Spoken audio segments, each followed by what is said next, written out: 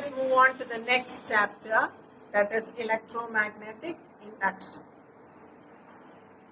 So before moving into the lesson, let's recollect whatever things that we have studied. In our previous classes, that is 8th and 9th, we have studied about magnetic flux lines. So that magnetic flux lines originate from the North Pole and end in the South Pole, and the flux lines are seen more denser at the poles of the magnet. So that these all things we have studied in earlier classes. So this will help you to understand more about the contents of this lesson. So in your textbook there is a figure given, that is of a generator, and there is another table or box given that you have to fill. So what is the most important advantage of electrical energy? Advantage of electrical energy is that can be converted into different types of energy. Electrical energy can be easily converted into different types of energy. So what are the different types of energy that electrical energy can be converted into? In your textbook it is given electrical energy can be converted into magnetic energy, light energy, and what all energy you have studied? Yes, electrical energy can be converted into heat energy, sound energy, all that we can convert this electrical energy into.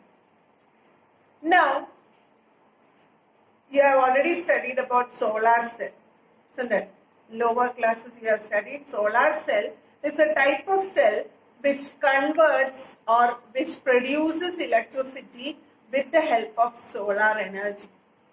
That is, in the solar cell, you might have seen the solar panel which is kept on top of your school building, isn't it? The top of every school building in our school, on top of every building, there are solar panels kept. And what's the purpose of the solar panel?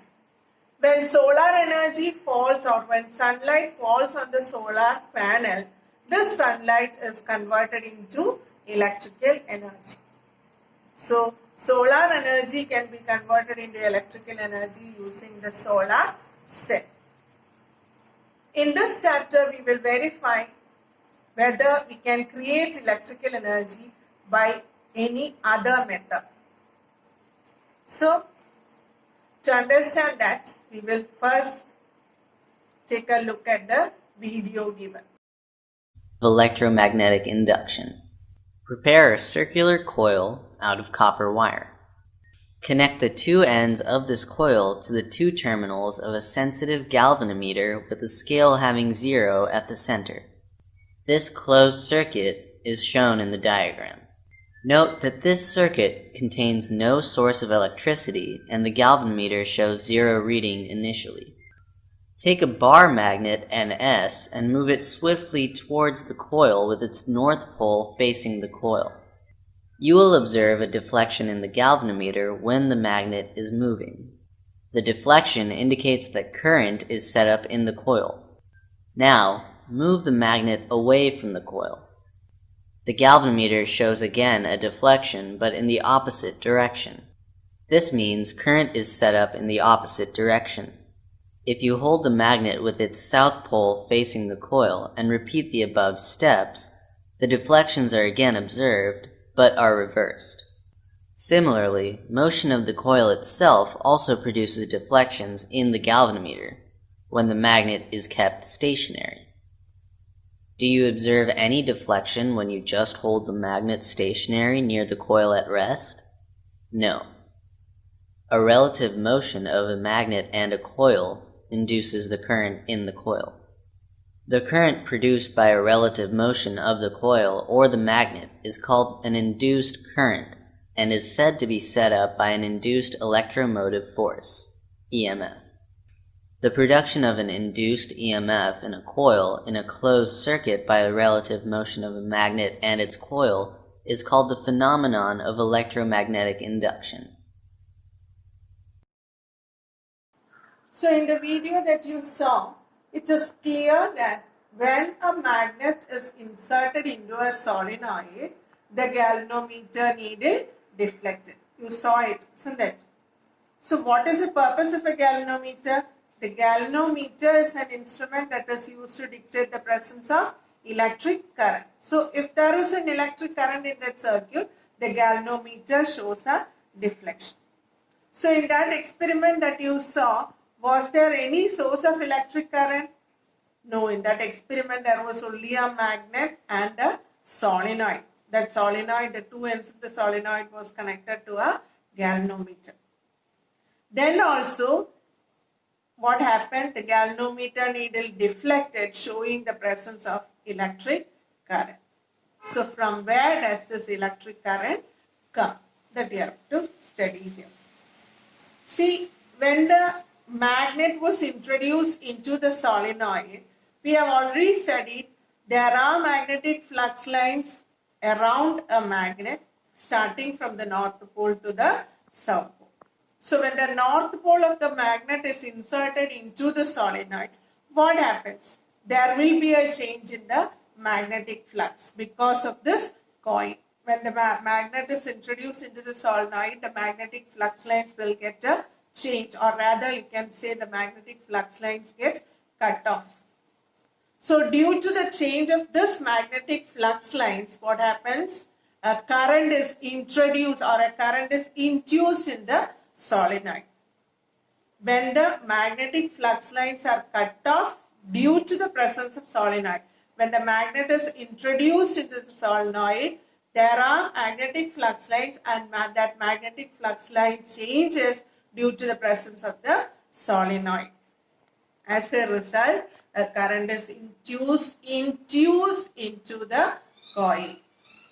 A current is produced. That is why there was no source of energy, there was no source of EMF, but a current was induced in the solenoid.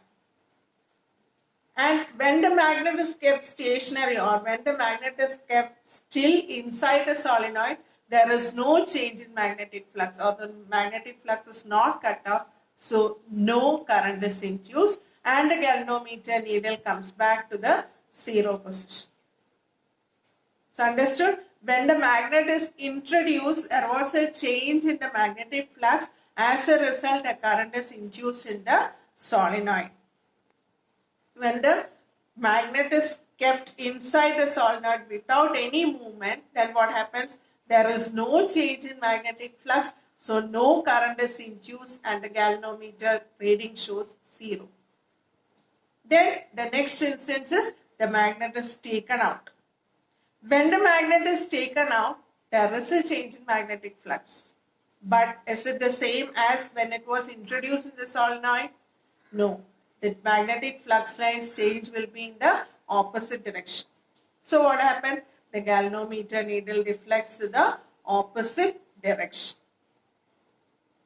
So when the magnet was introduced into the solenoid, the galvanometer deflects to one direction, and when it was kept inside the solenoid, the galvanometer needle comes to 0 position, and when the magnet is taken out, what happened? The galvanometer needle deflects to the opposite direction, and then it comes to 0. From this experiment, it is understood that whenever there is a change in the magnetic flux, due to what? Due to the presence of the coil. So whenever there is a change in the magnetic flux linked with the coil, then a current is induced in the coil. This phenomenon is known as electromagnetic induction, and the current which is induced is known as induced current, and the EMF thus obtained is known as induced EMF. So is it clear for you?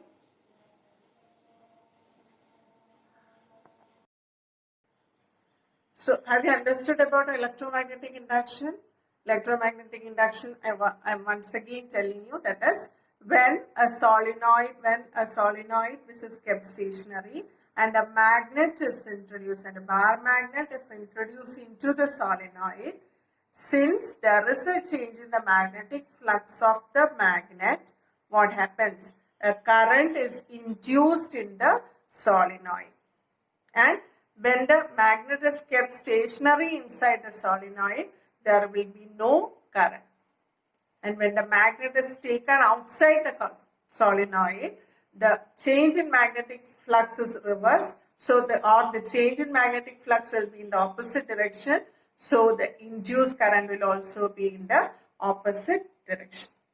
This was the case which is given in your textbook. That is, a north pole of the magnet is inserted into the solenoid. When you look into your textbook, you can see that when the north pole of the magnet is introduced into the solenoid, the galvanometer shows a deflection to the right side. And when the magnet is taken, when magnet is kept still inside the solenoid, the galvanometer deflection will be 0.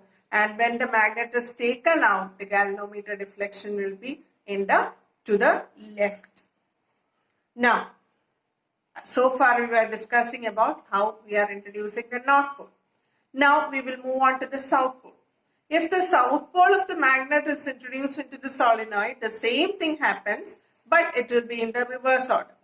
That is, when the north pole was introduced, if the galvanometer deflection was to the right, then now when the south pole is introduced, the galvanometer deflection will be at first towards the left. When the south pole is introduced, the galvanometer at first deflects to the left, and when it is kept stationary inside the solenoid, the galvanometer comes to 0 position, and when the magnet is taken out, the galvanometer deflects to the right.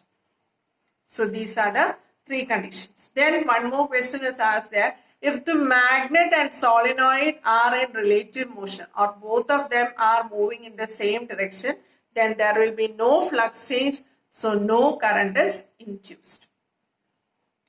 So we studied when a magnet is introduced in a solenoid and current is induced. Then what are the methods by which you can increase the strength of current?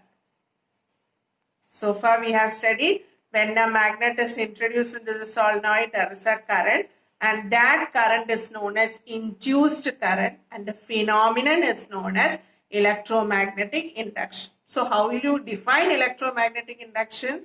Whenever there is a change in flux related to the or linked with the coil, then a current is induced in the coil. This phenomenon is known as electromagnetic induction, and the current so induced is known as induced current, and the EMF so induced or EMF is known as induced EMF. Now you have to study what are the methods by which you can increase the amount of or the strength of current. It is clear. What are the methods? First one is increase the number of turns of the solenoid. When the number of turns of the solenoid is increased, then what happens? More current will be induced on the turns. So the strength of current also increases. Now, instead of using a regular magnet, if you are using a strong magnet, then also when you are using a strong magnet, the magnetic flux lines density will be higher and the flux lines which are cut off will be greater. So the amount of electric current also increases. So 2 methods are either increase the number of turns of the solenoid, number 2, increase the strength of the magnet. Then number 3, you can increase the speed of either the magnet or the solenoid. You can insert the magnet into the solenoid, or you can keep the magnet stationary and the solenoid can be inserted. In both the cases, current will be induced, and if you are increasing the speed of this rotation of the magnet or the solenoid, a current can be increased. So these are the 3 ways of increasing the induced current. So study carefully what is electromagnetic induction. So clear for you? So there is a rule for finding the direction of current that we will study in the next class.